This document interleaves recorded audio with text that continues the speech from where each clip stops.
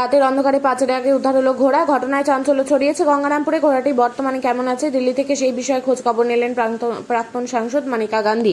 ঘোড়াটিকে নিরাপদে রাখতে তৎপর হয়েছে পুলিশ ও ব্লক প্রশাসন, কিন্তু ঘোড়াটি কোথায় থাকবে তা নিয়ে নির্দিষ্ট কোনো জায়গা ঠিক না হয় শুরু হয়েছে জোর জল্পনা।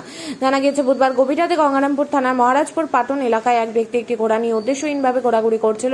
ঘোড়ার আওয়াজ পেতে স্থানীয় মানুষজন ঘর থেকে বেরিয়ে আসেন। বেগতিক বুঝে ঘোড়া ছেড়ে পালিয়ে যায় ব্যক্তি।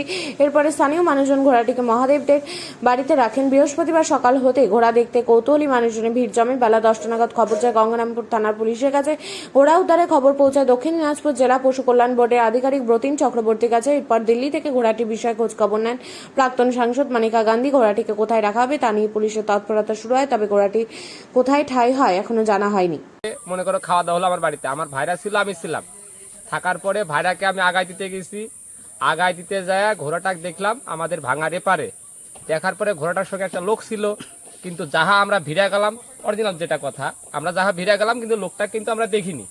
এবার ঘোড়াটাকে ধাওয়া দিলাম। ধাওয়া দেওয়া আসার পরে আমাদের পাতিখড়ির মিলের পাশে ঢুকলো। ঢোকার পর ওখান থেকে ঘোড়াটা দৌড়ায় মহারাজপুরের দিকে যাইতে নিল। যাইতে নিয়ে ভাঙার ওপারে 4-5 জন মিলে ঘোড়াটাকে আমরা আটকাইছি।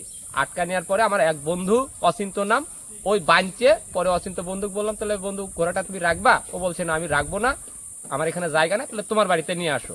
তখন আমার বাড়িতে নিয়ে এসে আমি বাড়িতে আটকায় রেখে দিয়েছি। এইটাই।